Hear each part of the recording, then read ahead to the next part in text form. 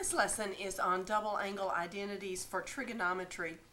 Before doing this lesson, you should already be familiar with what we call the sum and difference identities for the sine function, the cosine function, and the tangent function. We're going to be using those identities to actually develop these double angle identities for you. Let's take a look at the first one of these.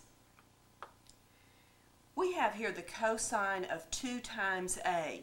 Now the reason we're referring to this as a double angle is you'll notice that our angle A has been multiplied by 2, or it has been doubled.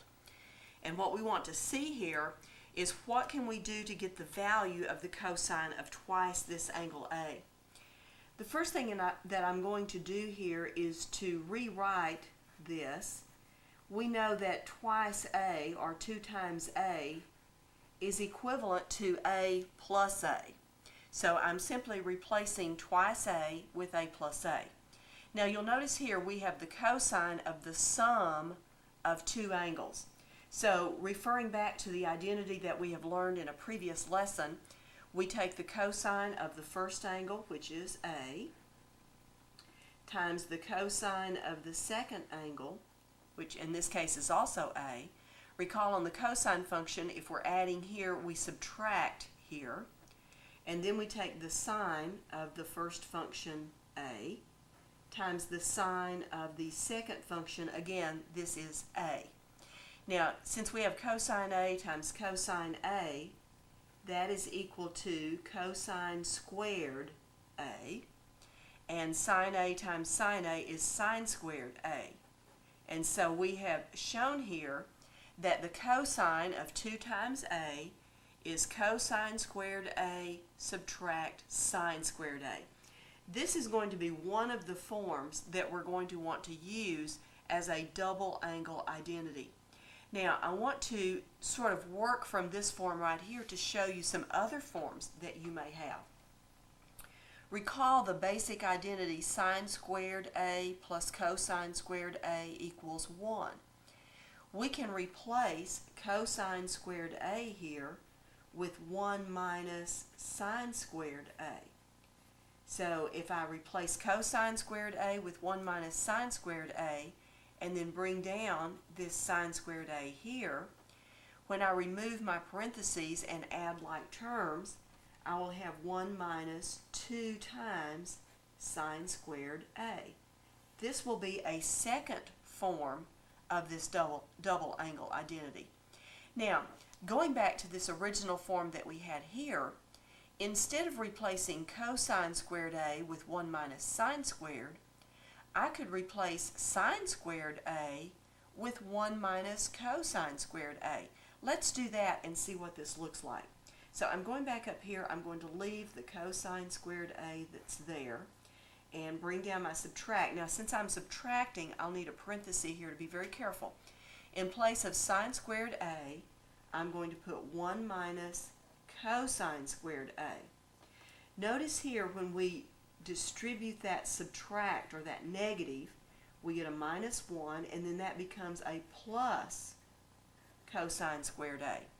Now when we add like terms, we have 2 cosine squared A subtract 1. Now what we've shown here is that there are actually 3 different formulas that we may apply whenever we see the cosine of 2 times A. The first one is cosine squared A subtract sine squared A. I want you to notice the relationship here. This angle is 2 times or twice the angle that you see over here. Okay? So if this said 60 degrees, then over here we would have 30 degrees. Okay? If this says 90 degrees, then over here we would have 45 degrees, and so on. So you need to be sure you understand that relationship. We also have the option of replacing cosine 2A with 1 minus 2 sine squared A. Again, notice the relationship. The angle here is twice the angle that is here. But you'll notice in using this form, we have replaced the cosine of 2A with an expression that only involves the sine function. Here it involves both sine and cosine. And then finally, a third option is that we may replace the cosine of 2A with 2 cosine squared A subtract 1. Again, you'll notice here the relationship between these angles are numbers. This is twice what appears here. And of course, with this third option, we're replacing the cosine of 2A with an expression that involves only the cosine function. This is an unusual situation. Normally with these identities, we only have the identity being replaced by one quantity. But here we've got an option, and you'll find as you work problems that sometimes you will prefer one of these options over the other. I usually recommend to my students that they for sure memorize this first option here. The cosine of 2A is cosine squared A minus sine squared A. If you can remember this one, and then just recall from your fundamental identities what I've done here to derive these other two, you can always, if you forget, go ahead and derive those again. Usually the confusion is which one has the 1 first and which has the sine squared or the cosine squared in that particular identity. So you'll need to spend some time memorizing these identities. Our second one is for the sine of twice an angle or number, the sine of 2A. We're going to approach this exactly the same way as we did our last example. First, I'm going to replace 2A with A plus A. So we have here that the sine of 2A is equal to the sine of A plus A. Then again, referring back to the identity that we've already learned about the sine of a sum, recall that this one is the sine of our first number or angle times the cosine of the second one plus the cosine of the first one times the sine of the second one. Well, notice since our first and second angle are both A's, we have sine A cosine A plus cosine A sine A. Well, you might recall that when you're multiplying quantities, the order that you list them is unimportant. So on this second one, if I prefer, I could write the sine first and have sine A times cosine A. Then we see that we have two like terms which may be added together. 2 sine A cosine A. Now in this case, we're only going to have the one form for this identity. The sine of twice a number or angle can be replaced with 2 times sine of that angle A cosine A. Again, look at the relationship here and here. What you have here is 2 times or twice what you see here and here. So again, if this thing here said 60 degrees, these would both be 30 degrees, and so on. Finally, we have the tangent of 2 times A. Again, working from the same format, we know that 2A is A plus A. So I'm going to rewrite this as the tangent of A plus A.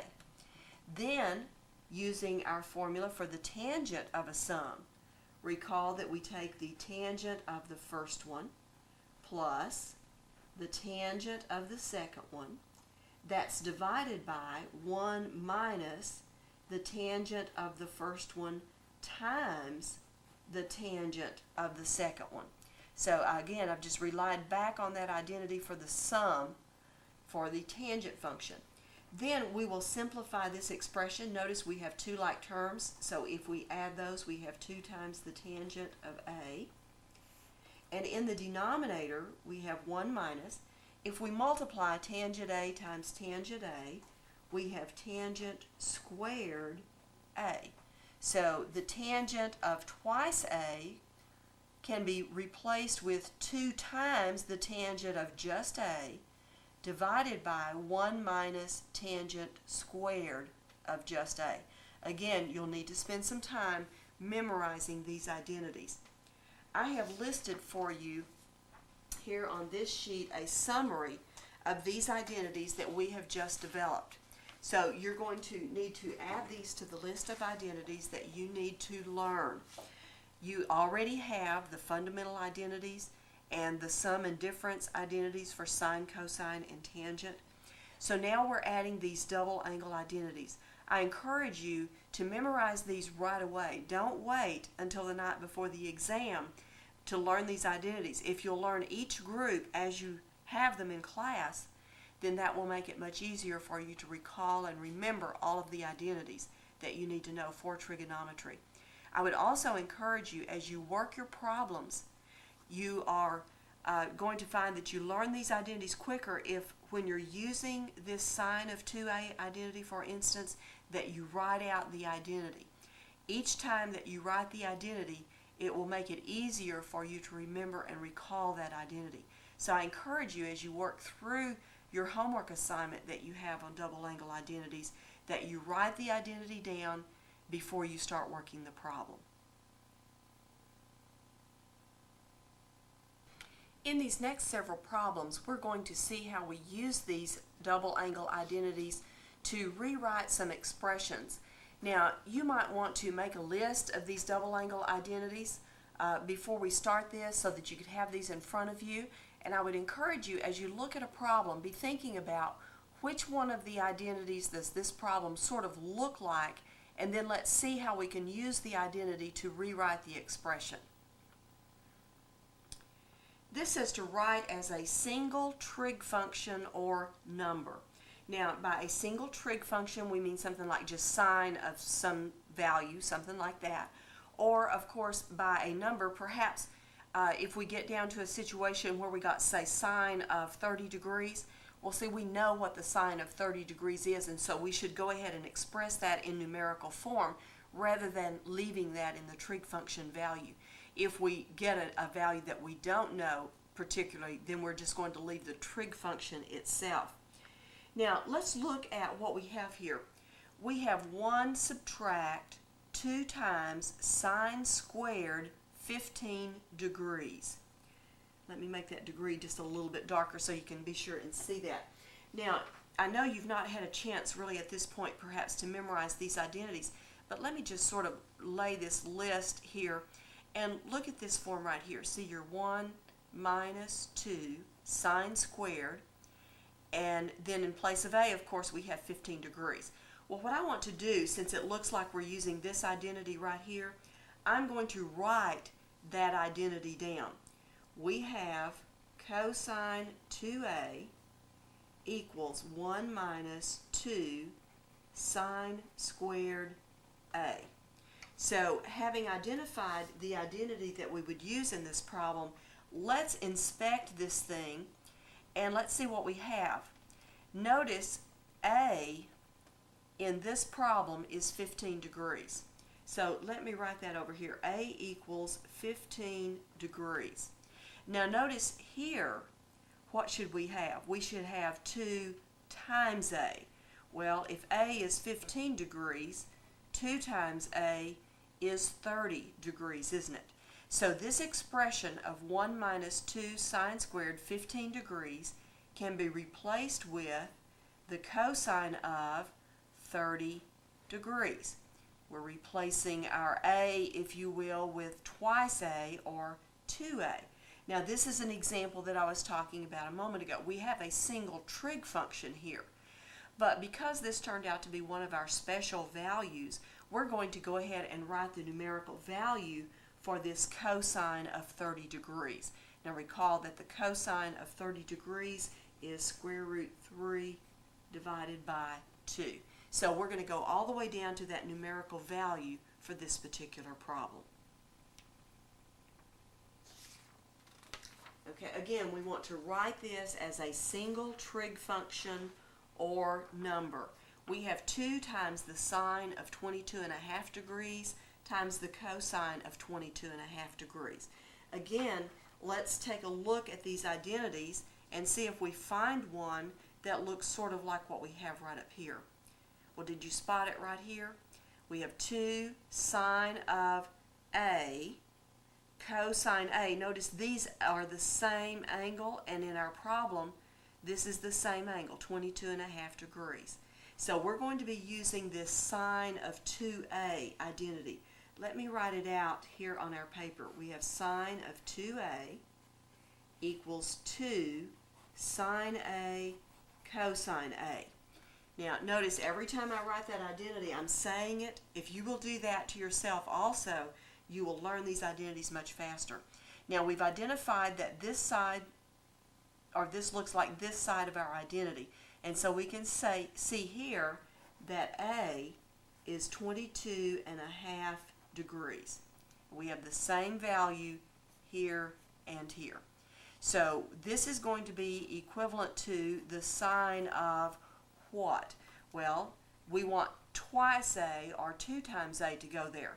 If A is 22.5, 2 times 22.5 degrees, if you want to rewrite that 22.5 is 45 halves, then you can see your 2's cancel, and we have 45 degrees. So we can replace 2 times the sine of 22.5 times the cosine of 22.5 with the sine of 45 degrees. And again, because this is one of our special angles, we know that the sine of 45 degrees is square root 2 over 2. Well, again, we're looking at a problem where we're to write as a single trig function or number, and we're given here the sine of pi over 12 times the cosine of pi over 12. Now, let me put this list back up here again, and this last one has to do with the tangent, so I know we're not using that one. Let's start looking through these identities. Notice that the only identity where we have a sine function being multiplied times a cosine function is in this first one. We have a sine times a cosine. So we have to be working with this first identity. You'll notice, though, that we do not have a 2 in front of this sine times cosine here in our problem. We're going to talk about how we deal with that in just a moment. But we do know this is the correct identity for us to be using here. So let me just rewrite that identity down here. We have the sine of 2A is 2 times the sine of A times the cosine of A. Now again, this is the same number or angle, and you can see here we have the same number or angle. So this is like sine A, cosine A, but we don't have the 2. So what we're going to do here is to create an alternate form of this identity, much as we took the fundamental identities like sine squared A plus cosine squared A equals 1, and we might replace that with cosine squared A equals 1 minus sine squared A. What I'm going to do here is to simply divide both sides of my equation by 2, or if you prefer to think of it, we're multiplying both sides by 1/2. So if I do that, I have 1/2 times the sine of 2A is equal 1 times the sine of A times the cosine of A. Now I have my identity in the form that I can use it for this problem. The A that we have in this problem is pi over 12. So we're going to be replacing sine pi over 12, cosine pi over 12 with a 1/2 times the sine, and I need 2 times A. Well, if A is pi over 12, then 2 times A is 2 times pi over 12, and we can do some reducing here, and we get pi over 6. Now again, this is a special angle, isn't it? Pi over 6, the sine of pi over 6 is 1/2. So 1/2 times 1/2 gives me 1/4, and I have written this as a single number, 1/4.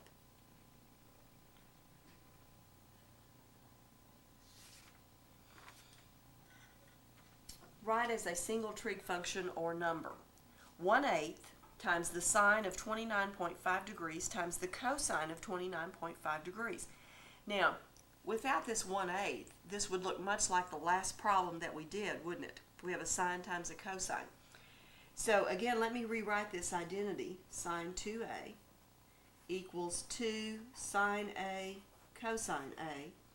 You'll notice when I write that, I say it. I would suggest as you do this on your homework and you write these out, you might be saying it at least, if not out loud, to yourself to help you learn these. Now again, we do not have a 2, but instead we have a 1/8. Well, we learned in the last problem that I could divide both sides by 2 and rewrite this identity as 1/2 sine 2A equals 1 times sine A times cosine A, right? Well, what I can do here is sort of, think about a parenthesis being around this part right here. Let's just bring over this 1/8. Okay? And then inside our parenthesis we have sine A cosine A, where A is 29.5 degrees. So the sine A cosine A part in this parenthesis we're going to replace with 1/2 times the sine, and we need 2 times A here. Well, 2 times 29.5 degrees. No, 59. Can't multiply here. 59 degrees, right? So this is 59 degrees. Now, I do not know the sine of 59 degrees, but I can do a little simplifying here. 1/8 times 1/2 is 1/16 times the sine of 59 degrees. And so here, I've not gone all the way down to a single number, but what I have done is I've rewritten this as a single trig function. 1/16 times the single trig function sine 59 degrees. So I hope you're seeing here that sometimes we don't use the identity in the exact form that it appears on our identity list, but we may need to do some rewriting sort of to create the kind of thing that we have in our problem, and then we can adjust our formula and work from that. Let's look at another one. Write as a single trig function or number. Here we have 2 cosine squared 6x minus 1. Well, let's look at our list of identities here, and I think you might be able to spot it right here. You have 2 cosine squared, in place of a we have 6x, subtract 1. So that's this third form of our double angle for cosine. Let me write that form down here. The cosine of 2a is equal to 2 times the cosine squared a minus 1. So we have everything on this side of our equation. You can see then that a is 6x, isn't it, in our problem. This is replacing a. So we're going to replace this with the cosine of twice a. What is 2 times a here? That would be 12x, wouldn't it? So we can replace 2 cosine squared 6x subtract 1 with the single trig function cosine 12x. Again, write as a single trig function or number. Now you'll notice here we have tangents involved, so that should give you a pretty good hint on where we're going to go with our identities. We have the tangent of 2y over 5 being divided by 1 minus tangent squared 2y over 5. Now let me slide this one up here. The tangent of twice an angle is 2 times the tangent of that angle A, 1 minus tangent squared. I'm going to recopy this identity down here. Tangent 2a equals 2 times the tangent of A divided by 1 minus tangent squared A. Our problem, if you notice, fits this almost. We have 1 minus tangent squared, we have A here, we have tangent A here, but what's missing? We don't have the 2, do we? Okay, so what I'm going to do is take this identity and multiply both sides by 1/2. That gives me 1/2 tangent 2a down here. And notice this 1/2 is going to cancel that 2 right there. I will have tangent a over 1 minus tangent squared a. This looks like our problem, doesn't it? So we're going to be replacing this with a 1/2 tangent. And we need to identify then our a in our problem is 2y over 5. We're going to need twice a.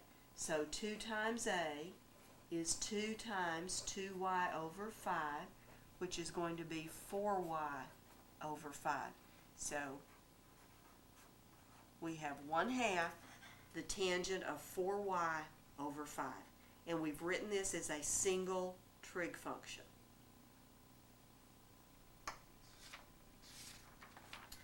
write as a single trig function or number. Here we have cosine squared 2x minus sine squared 2x. Well, let's look at our identity list again. Well, let's see. Here's a cosine squared minus a sine squared. Cosine squared minus a sine squared.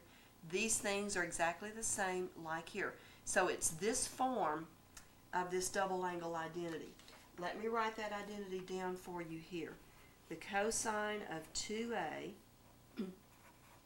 equals cosine squared a minus sine squared a. We have cosine squared, sine squared with the minus. In our problem, a is 2x. So we're going to replace this with the cosine of twice a. Well, 2 times a here would be 2 times 2x, which is 4x.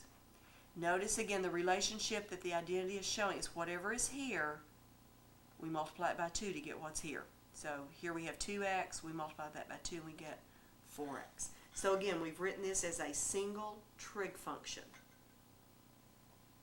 Okay, I have one more of these I want us to look at where we're combining this using our identities. Write as a single trig function or number, sine squared 3 pi over 5 minus cosine squared 3 pi over 5. Well, let's see. That's sort of like what we just looked at, but not exactly. Let's look at this thing. If we have cosine squared subtract sine squared, then we know what to do. Notice nowhere on this list do we have sine squared subtract cosine squared. So, do you think we can use this perhaps? I hope you're thinking ahead and thinking, yes, we can. Let's write the identity down. Cosine 2a equals cosine squared a minus sine squared a. Now, if you compare this to what we have, our problem is that the sine squared is being subtracted from the cosine squared in the identity, but up here we're doing just the opposite. Well, can we change this around down here? Well, we have to be careful, don't we? What if we multiply both sides of this equation by a negative 1? Then I have minus the cosine of 2a. That would give me minus cosine squared a plus sine squared a, multiplying both sides by negative 1. Then, of course, we can turn this around.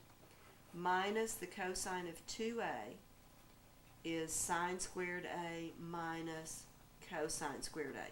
So this is just the negative of cosine 2a. So we're going to put down our negative, put our cosine. Our a is 3 pi over 5 in our problem. So twice a, 2 times that, would be 6 pi over 5. So we have minus the cosine of 6 pi over 5. And again, the 6 pi over 5 is not one of our special angles, so we will stop at this point right here. Now, you need to be careful when you're thinking about these identities, because within this lesson we're concentrating a lot on these double angle identities. Don't forget your other identities. I want us to look at a couple of problems next where you're going to have to be thinking about all of your identities, not just the double angle identities. Notice this says to simplify sine squared 11x plus cosine squared 11x. Well, we just did an identity for this cosine of 2a that involved the difference between cosine squared and sine squared. And we saw that we could multiply through by negative and turn that around as sine squared minus cosine squared. But notice in this problem we don't have a subtract, we're adding there. This is going to go back to our fundamental identity, sine squared a plus cosine squared a equals what? 1. All that we have to have here is the sum of sine squared and cosine squared, where this is the same thing. Well, notice in your problem, 11x, 11x. So you're looking at this identity, where a is 11x. So sine squared 11x plus cosine squared 11x is simply 1, going back to the fundamental identity. Look at this one. 1 plus tangent squared 4x. Remember the identity 1 plus Tangent squared A equals what? Secant squared A. Here our A is 4x. So 1 plus tangent squared 4x can be replaced with secant squared 4x.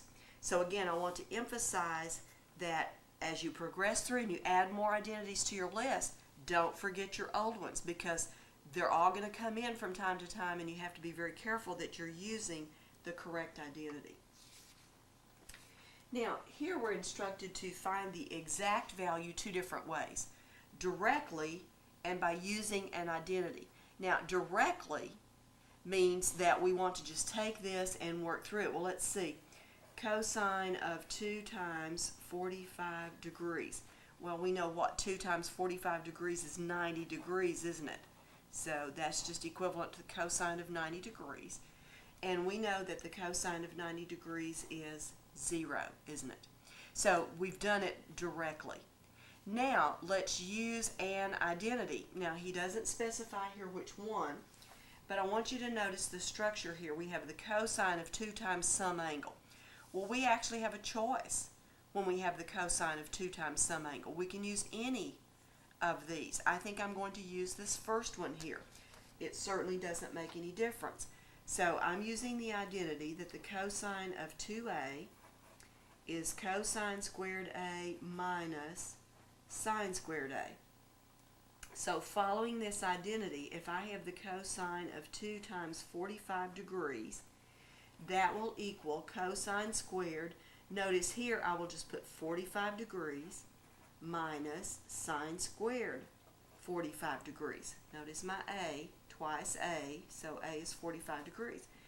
Well, we know the cosine of 45 degrees is square root 2 over 2. Notice we are squaring that. Subtract. The sine of 45 degrees is also square root 2 over 2. We're squaring that. So when we square, we have 2 over 4 minus 2 over 4, which of course is 0. So it's just verifying here, showing that we can actually work this problem two different ways. Of course, this was the easiest way, and we would want to do that whenever possible. Look at this one. Find the exact value two ways: directly and by using an identity. Well, if we do this directly, we're going to say the tangent of 2 times 60 degrees is the tangent of how many degrees? Well, 2 times 60 is 120 degrees. Now, just as a good review here, 120 degrees puts us where? Over here in this second quadrant, doesn't it? 60 degrees is our reference angle. We're in the second quadrant where the tangent function is what? It's negative, isn't it? So let's put a negative there. And the tangent of 60 degrees, do you recall that one? Remember, if you recall your 30-60 triangle, I might just review that for you also here. Your 30-60 triangle looks like this. The tangent of 60 degrees is square root 3 over 1. So we're going to get minus the square root of 3 here. Okay? Now, we've done it directly. Now, let's talk about using the identity, tangent of 2 times 60 degrees. Well, which identity are we talking about? We're talking about, of course, the tangent of twice an angle. So we're using this identity right here, and notice our A is 60 degrees. So using this identity, we have 2 times the tangent of 60 degrees over 1 minus tangent squared 60 degrees. Okay, well, we're going to substitute into this problem and simplify and see what happens. Well, I have a 2 here. The tangent of 60 degrees is the square root of 3. 1 minus the square root of 3 squared, substituting in. So let's see, we have 2 times the square root of 3 here. 1 subtract 3. Notice when we square the square root of 3, we get 3. So 2 over the square root of, or 2 times the square root of 3 rather. 1 subtract 3 is negative 2. And what happens, of course, when we cancel here? We get a negative 1 times the square root of 3. So again, we can work this problem two different ways. find the exact value two ways, either directly or by using an identity. Well, let's look at this one, the sine of 2 times negative 17 pi over 2. Well, what do you get if you multiply this out? Well, our 2's would cancel, wouldn't they? And we would have the sine of negative 17 pi.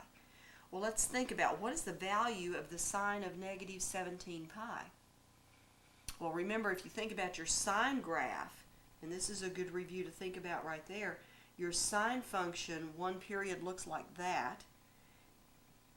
And so if you continue this, your sine value is 0 at every multiple of pi, isn't it?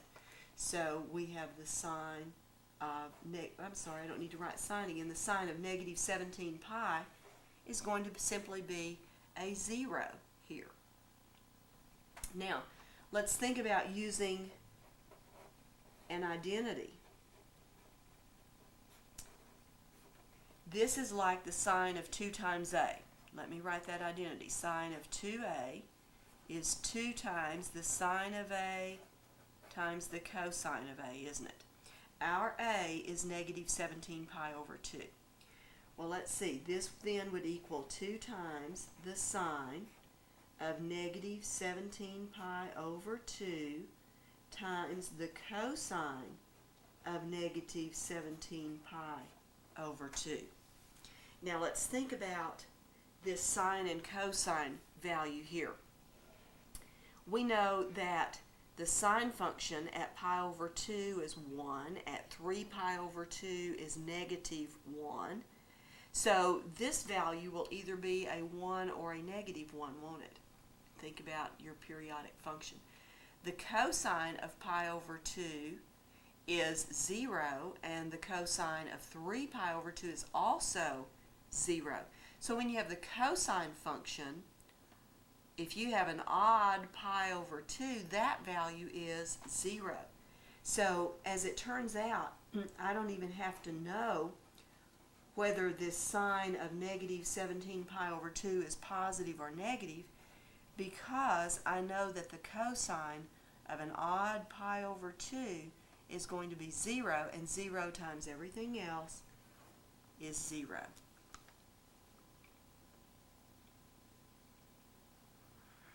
Now we're going to go to some other types of problems here where we're going to be given certain pieces of information, and we're going to see how we can use our double angle identities to work through the problem.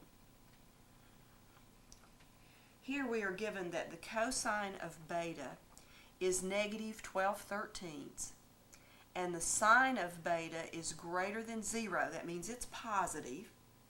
And we're to find all 6 trig function values for what? For 2 beta. That means I want the sine of 2 beta, I want the cosine of 2 beta, I want the tangent of 2 beta, I want the cosecant of 2 beta, the secant of 2 beta, and the cotangent of 2 beta. Now, we have just studied identities for these 3 right here, haven't we? We have not talked about identities for these 3 problems over here. So how are we going to handle those particular problems?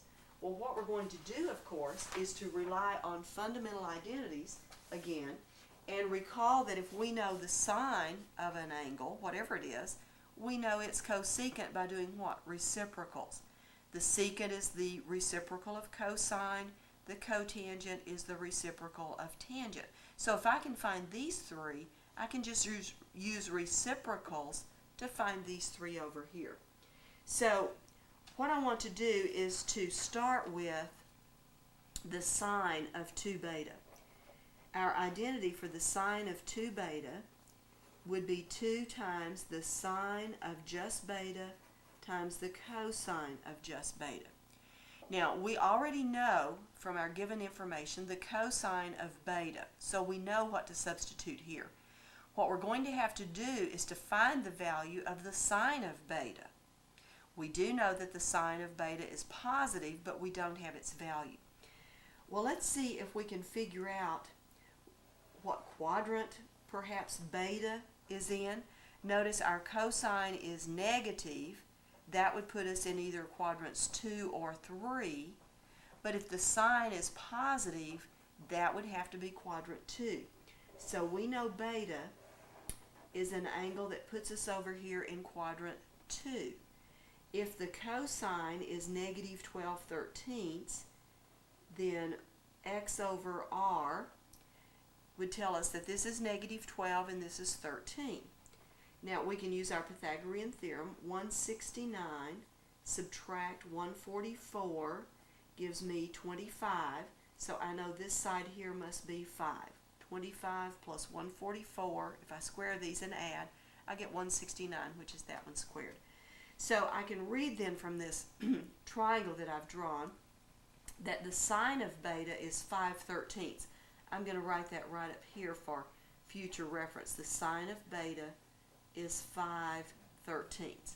So we're going to substitute right here. I have 2 times the sine of beta, 5/13, times the cosine of beta, negative 12/13. Of course, this 2 is over 1. Well, 2 times 5 is 10. 10 times negative 12 is a negative 120. And in the denominator, 1 times 13 is 169.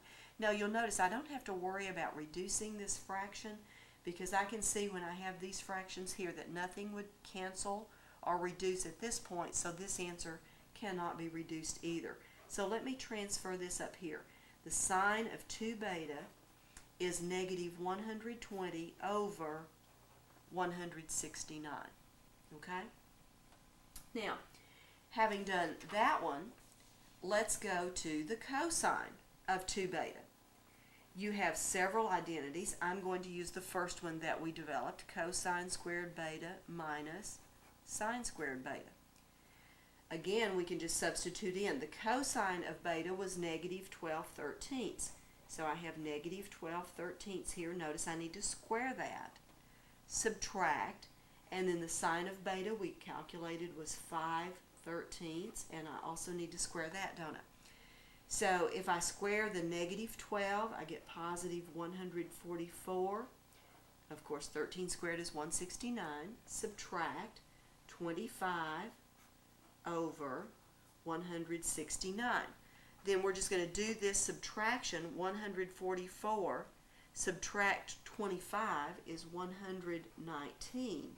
So I have 119 over 169. Now, if you're curious here whether you could reduce or not, you know that the 169 came from 13 times 13. So all you would need to do is see if 13 is a factor of 119. As it turns out, it is not.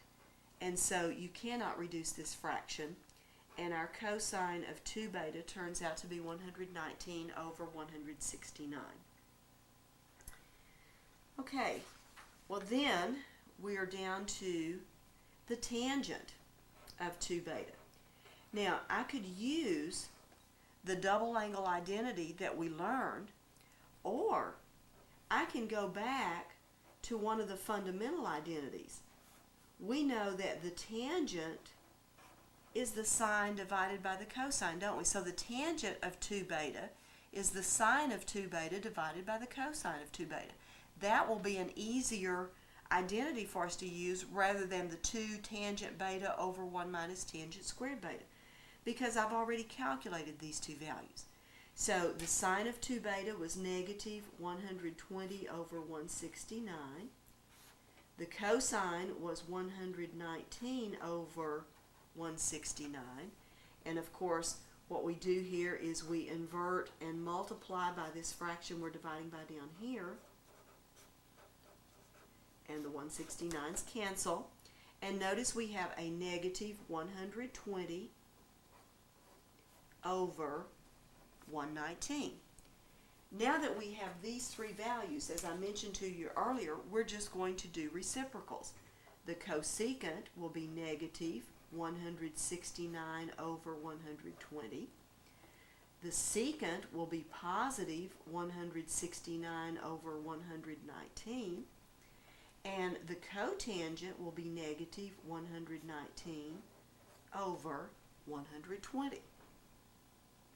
So you see, working from this, once I know sine and cosine, I can use the identities to find these two. Then I went back to a fundamental identity for these other four. Let's do one more of those. Given that the tangent of theta is 5/3 and the sine of theta is less than 0, find all 6 trig function values for 2 theta. So I want the sine of 2 theta, I want the cosine of 2 theta, the tangent of 2 theta, the cosecant of 2 theta, the secant, and also the cotangent.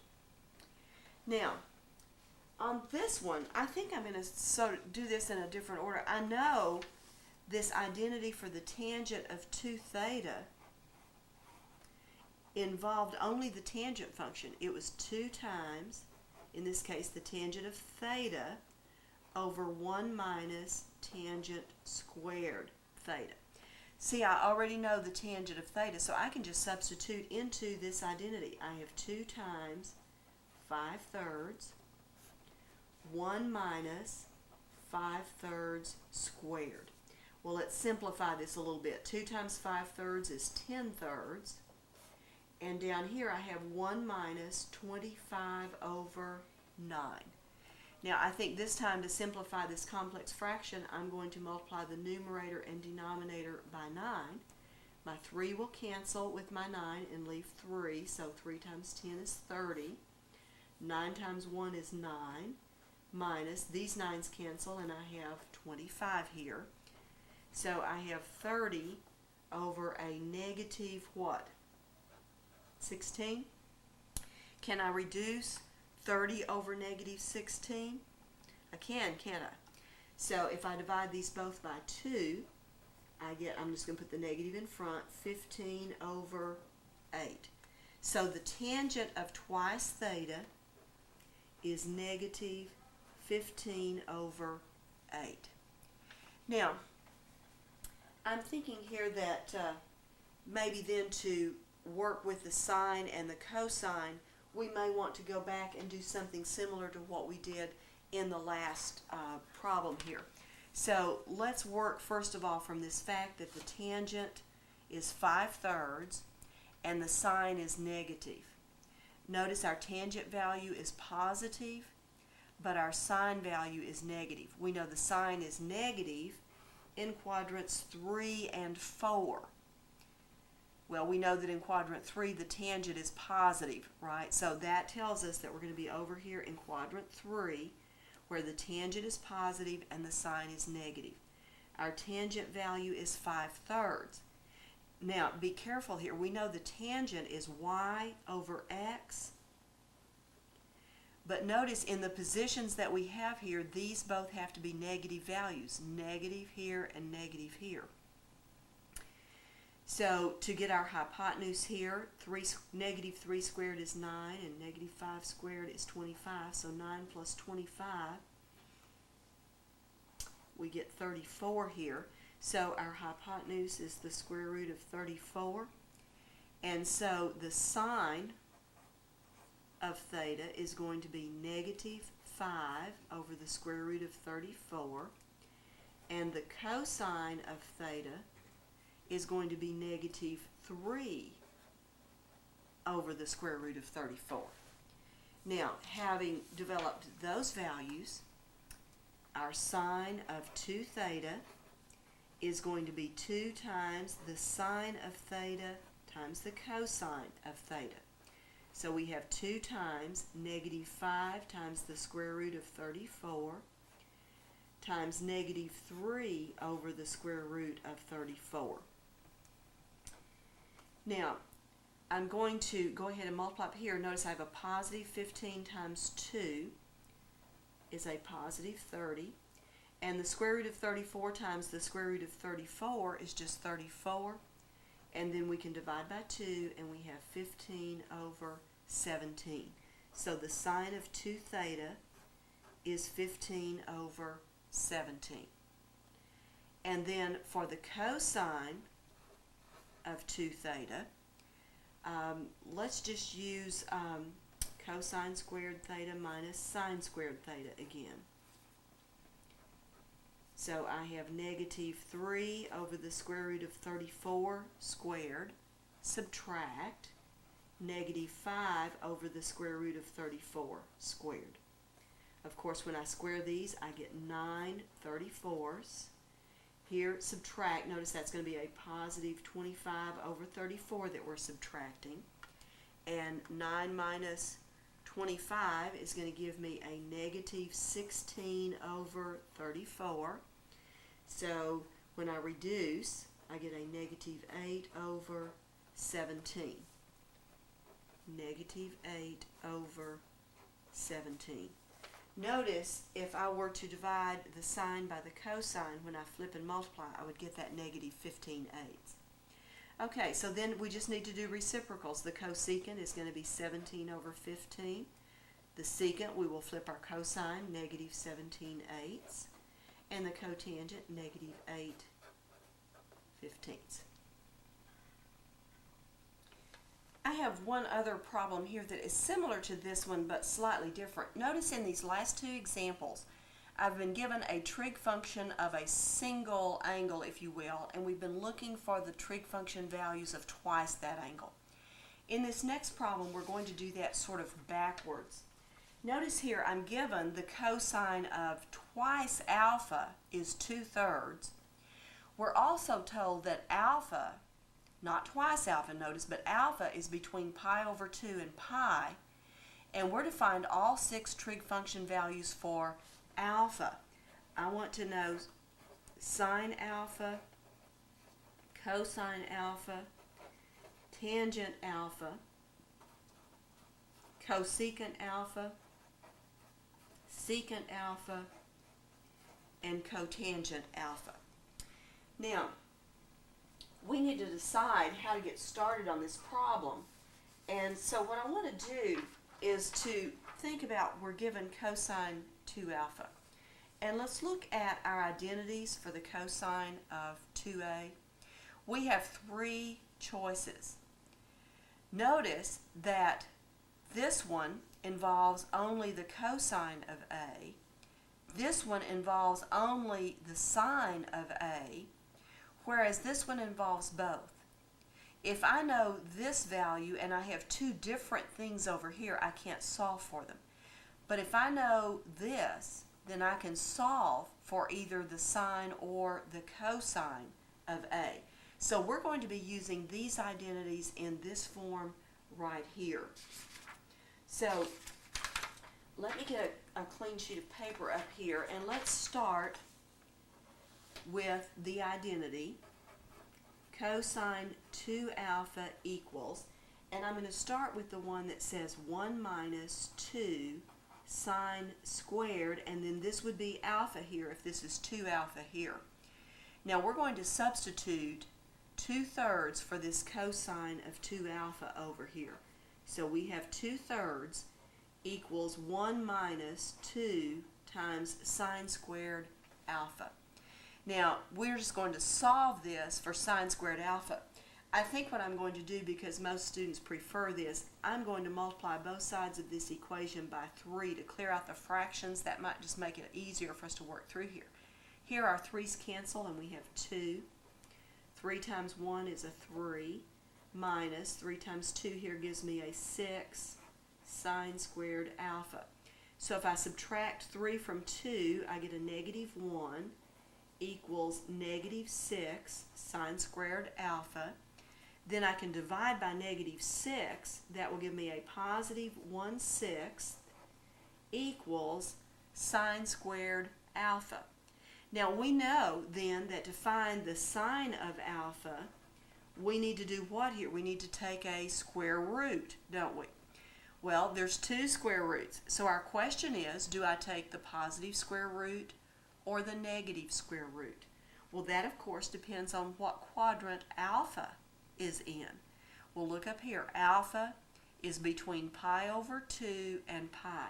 That puts alpha in what quadrant? Quadrant number 2. In quadrant number 2, the sign is positive. So I want the positive square root of 1/6. Of course, the square root of 1 is 1.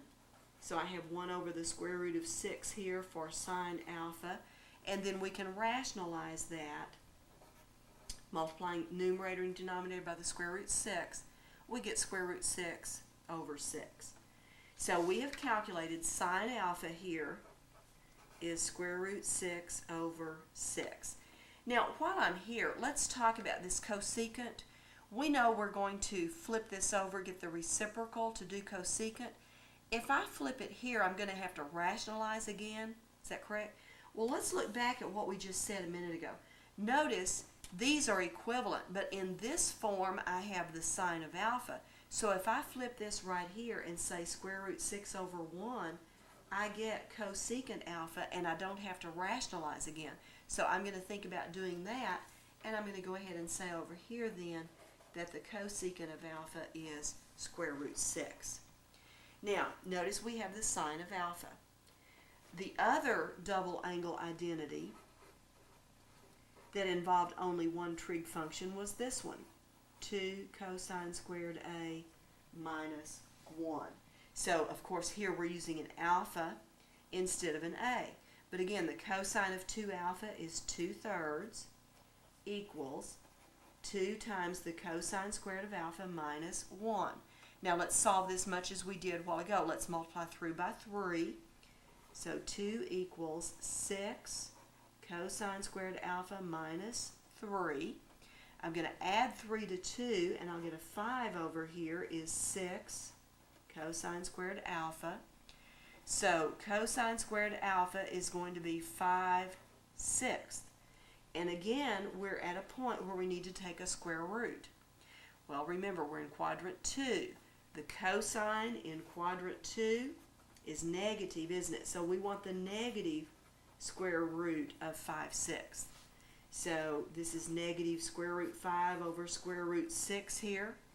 If we rationalize by multiplying by square root 6, we get negative square root 30 over 6. We can't reduce the square root of 30, can we?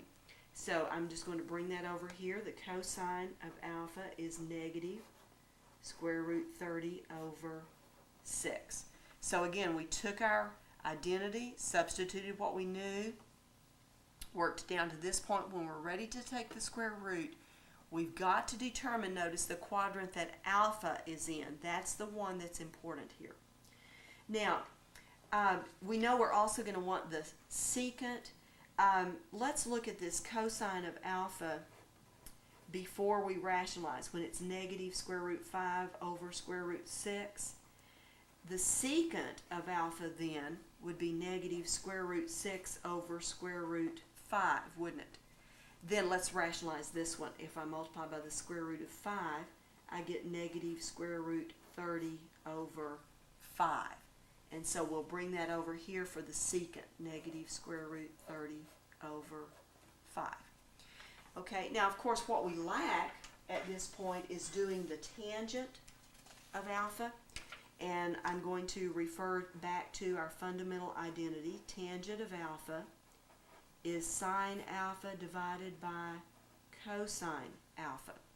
Now, if we do that in this form, we're going to have some rationalizing and simplifying to do. There's nothing wrong with that. But I think what I'm going to prefer to do is to, again, refer back. Remember when we had the sine of alpha as 1 over the square root of 6?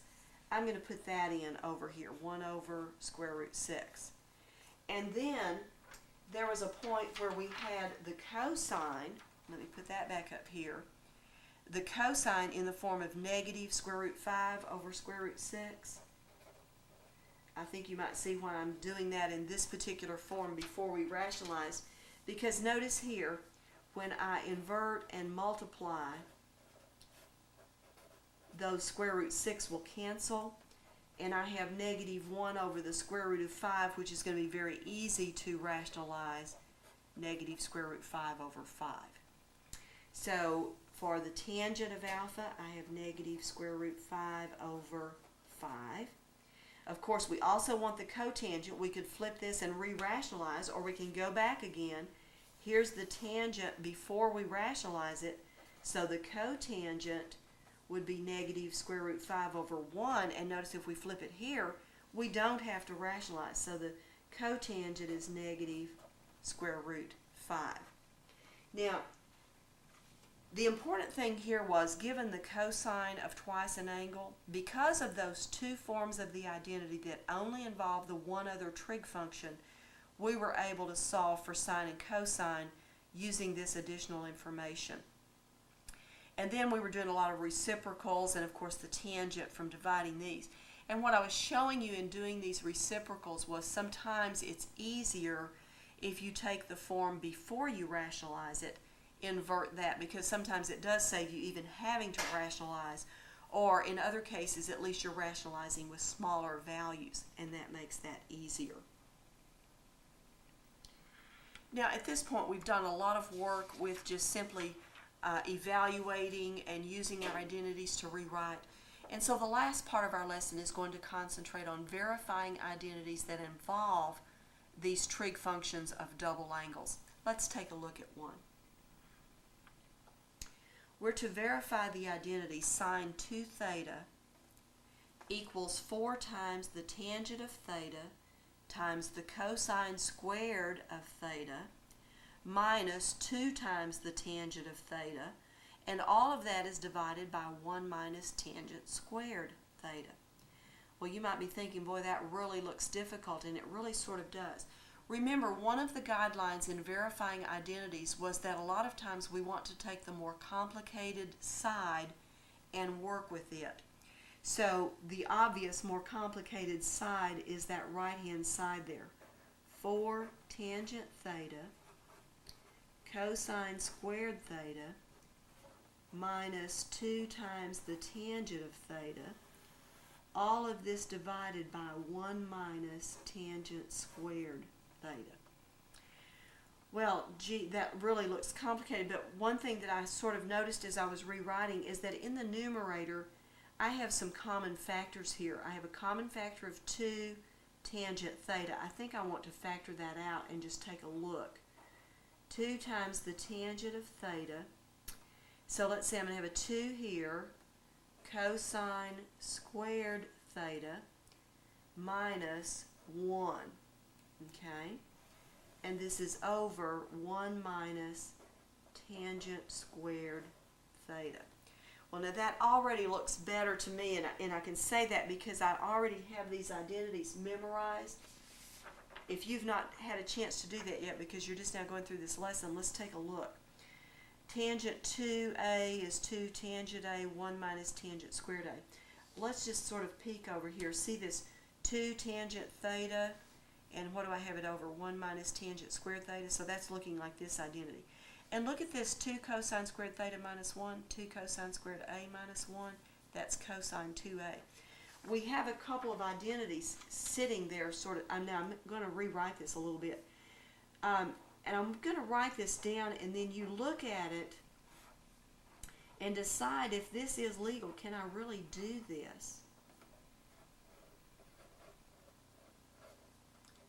What I'm doing is I'm sort of separating this thing with the times. I took the 2 tangent theta over 1 minus tangent squared theta times this quantity that I have in parentheses.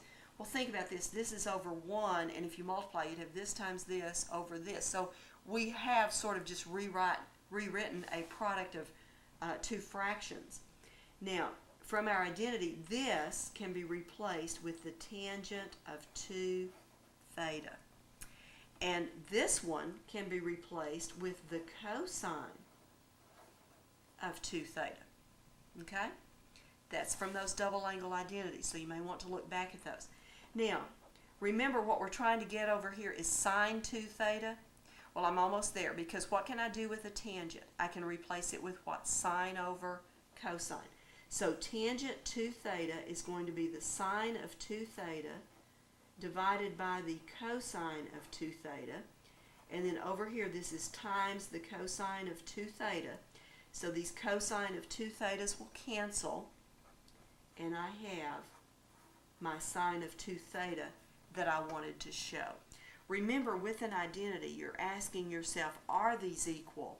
You can't assume that they are. You only take one side and work with that one side and try to verify the other.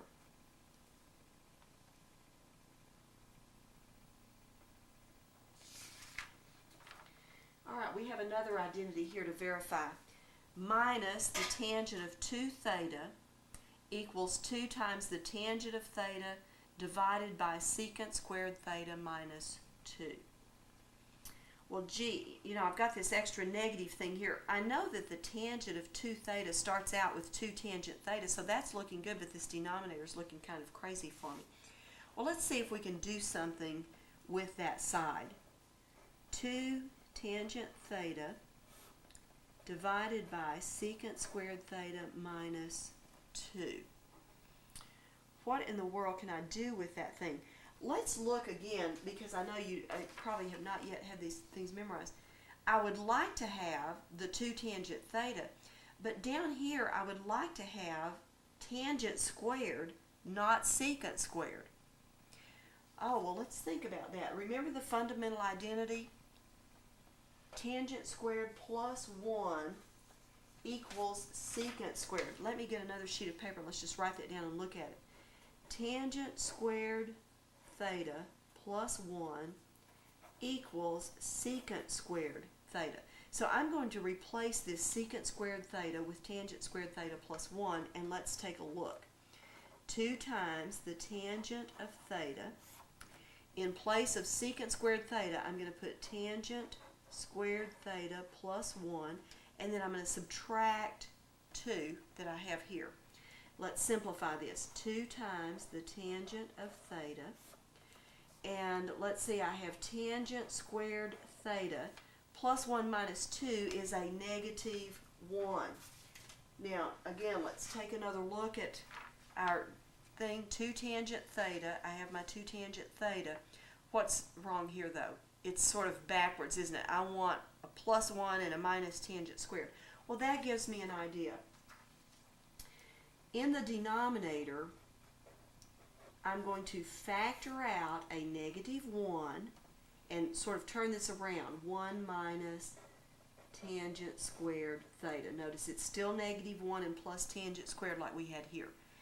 This minus I can just sort of put in front, and I have 2 tangent theta over 1 minus tangent squared theta, which I recognize is my identity for tangent 2 theta. So I'm just going to bring that negative down and replace that with tangent 2 theta, and I have verified my identity.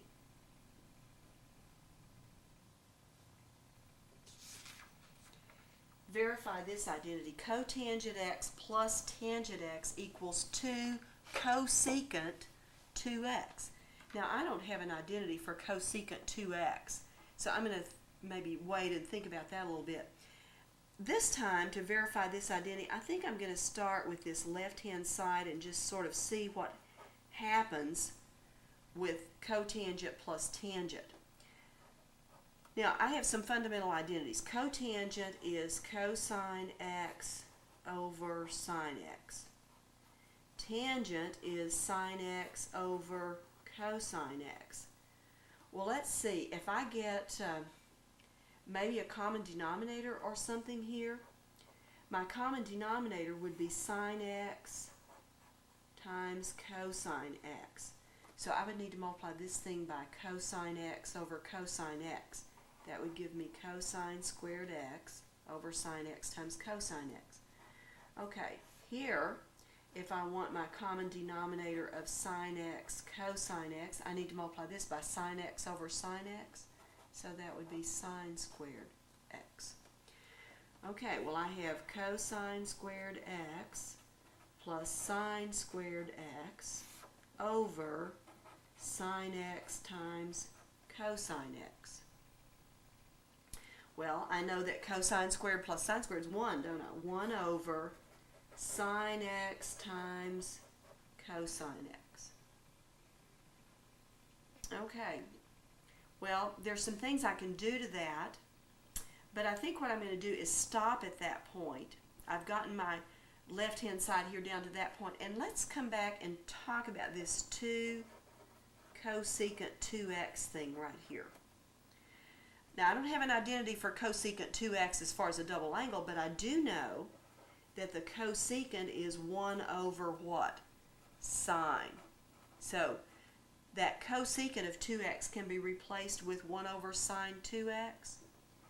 So notice I have a 2 times 1 is a 2 over there, and sine 2x is 2 sine x cosine x.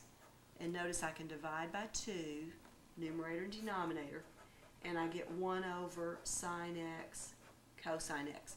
Notice what I've done here is I've shown that the left-hand side and the right-hand side are both equivalent to a common third side, and so therefore they are equivalent to each other.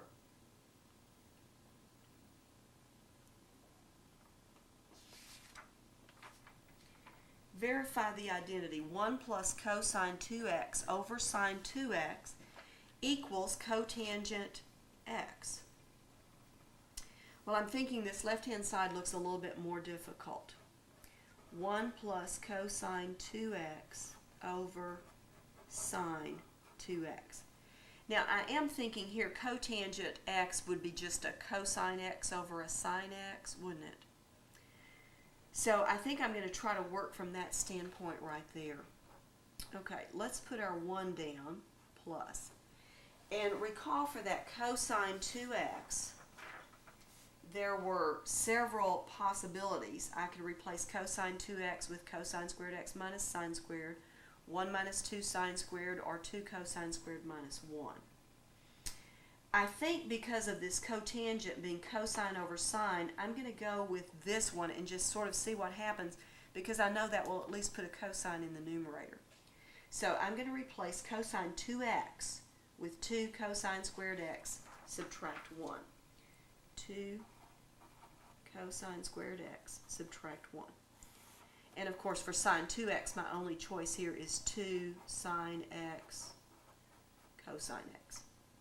Well, let's notice that 1 subtract 1 adds to 0. So I have 2 cosine squared x over 2 sine x cosine x.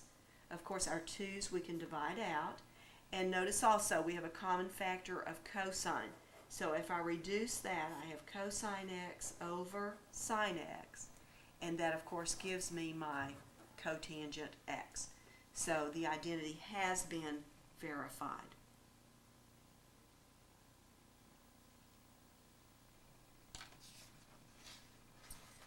Okay, let's verify this one. The sine of 4y equals 4 times the sine of y times the cosine of y minus 8 sine cubed y times cosine y.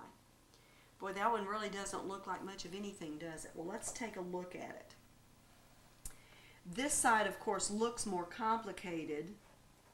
So let me write that one down.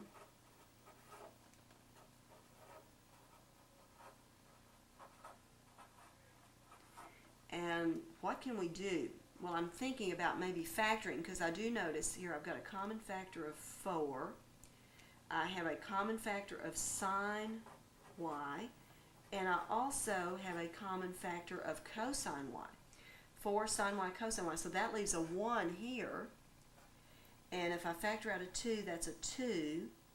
If I factor out a sine, that leaves sine squared y. And I factored the cosine out. Well, that looks a little bit better. And let's see, I'm seeing here 4 sine y cosine y.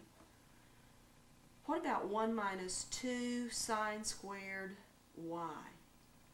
That sounds like that double angle identity thing to me. Let's look. 1 minus 2 sine squared a. I have a y instead of an a. I can replace that then with cosine 2y. Let's do that. Cosine 2y. You know, I'm looking also at this sine y, cosine y thing, and I'm thinking about this identity, sine a, cosine a. If it has a 2 with it, I could replace that with sine 2a. Well, I can do that if I do a little factoring right here. Let's try this. I'm going to rewrite 4 as 2 times, and I'm going to put the other 2 with this sine y, cosine y thing, cosine 2y. Notice I'm still multiplying all this, and I still have my 4. But I did that so that I can isolate that part. 2 sine y cosine y is cosine 2y. I'm sorry, sine, better say that right, sine 2y. I was thinking about this one. So let's see where we are. I have 2 sine 2y cosine 2y. Think about this double angle identity one more time. Here's my 2, sine a, if you will, cosine a. So I can replace that with the sine of 2 times a. Well, in my problem, a is 2y. Well, 2 times 2y is 4y. And I have verified this identity. Notice the factoring first. We recognize the double angle identity here. By rewriting this 4 as 2 times 2 and grouping this, I could replace this with sine 2y, and then we've just got that double angle identity there one more time. Okay, well, let's look at this next problem. Verify the identity. Sine 2y divided by sine 2 theta, I'm still thinking y's. Sine 2 theta divided by sine theta minus cosine 2 theta divided by cosine theta equals secant theta.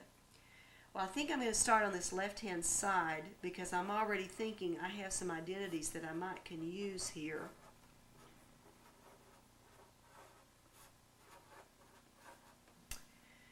Okay, now let's think about this. Secant is 1 over cosine. So if I could somehow get this down to a 1 over cosine, I'd be in business. Okay, for sine 2 theta, we've got an identity. 2 sine theta cosine theta. This is over sine theta.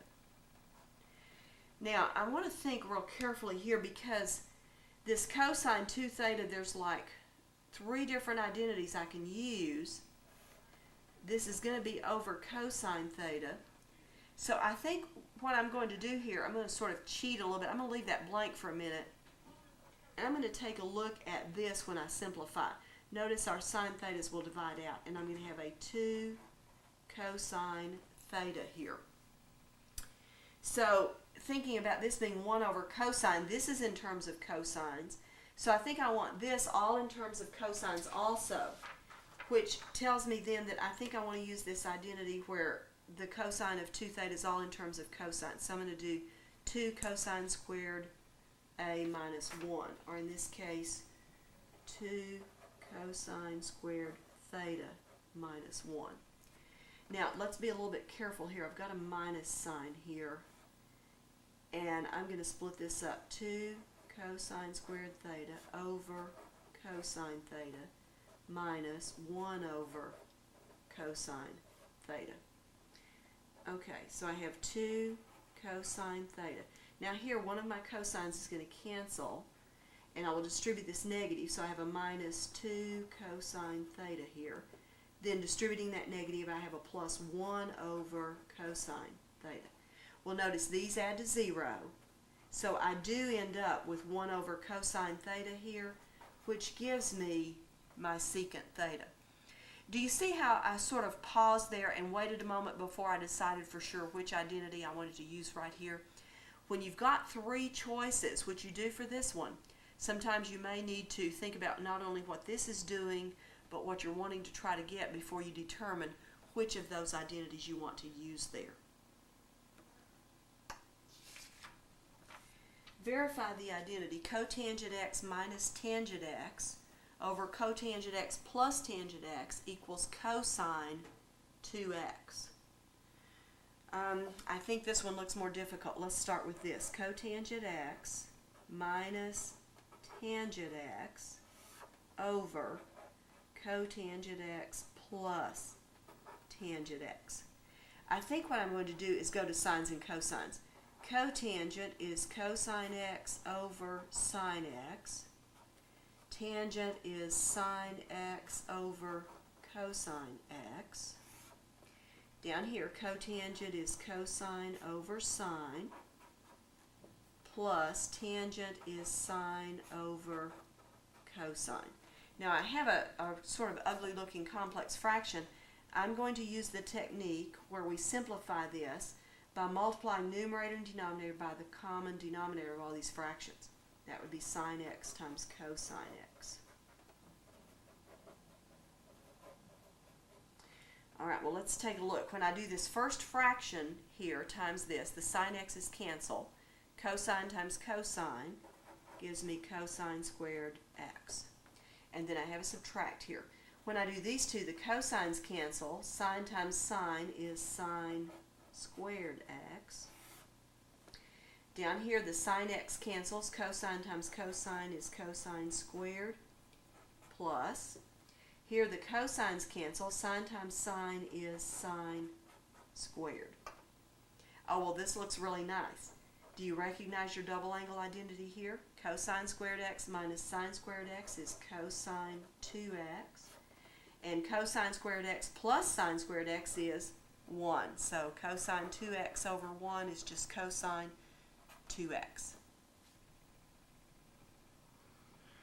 You might want to be sure that before you start verifying identities on your homework that you spent some time memorizing these new identities. That will really help you as you're working through here, because if you spot sort of half of one of those identities, then it gives you an idea of what you want to substitute there. So I really encourage you to spend time to learn these. Also, be sure again and learn these identities before we give you all the new ones. You're going to have some more identities called half angle identities. You need to be sure you learn this group first so that you're not trying to learn so many identities all at once. This completes our lesson on double angle identities.